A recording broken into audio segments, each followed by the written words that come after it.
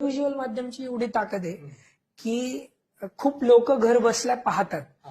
हा एक त्याच्यातला प्रकार. फक्त ते तंत्र माहीत असणं. माझ्यासारखे जे अजून सगळे आहेत सिनेमाचा दृष्टिकोन ठेवतात. दुसरं म्हणजे शिबिर राबवणं, शिबिराच्या माध्यमातून.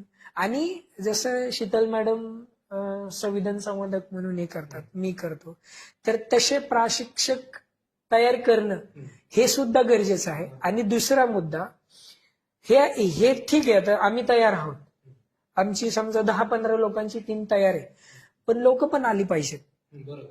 तर लोकांना संविधानाकडे आकर्षित करण्यासाठी काय, हे सुद्धा साध्या सोप्या गोष्टीत त्यांच्या मनात जे बिंबवलं गेलेलं आहे ना, की नाही त्यांचं संविधान नाही. आता मला काही जे म्हणतात ना, अरे ते तुमची लोक आली होती,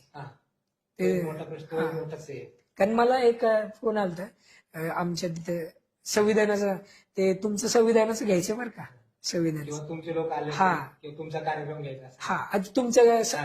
पण ते तर झालं रे, तुमचा कार्यक्रम झाला, पण तुमचं ते संविधानाचं घ्यायचं, हे लय भयानक होतं. मला असं म्हणायचं की त्याच्यासाठी पण काही कॅची गोष्टी केल्या पाहिजेत. आणि त्या ते जे तुमचं जे ते आपलं झालं पाहिजे. आपलं तुमचं जे आहे ते आपलं होण्यासाठी पण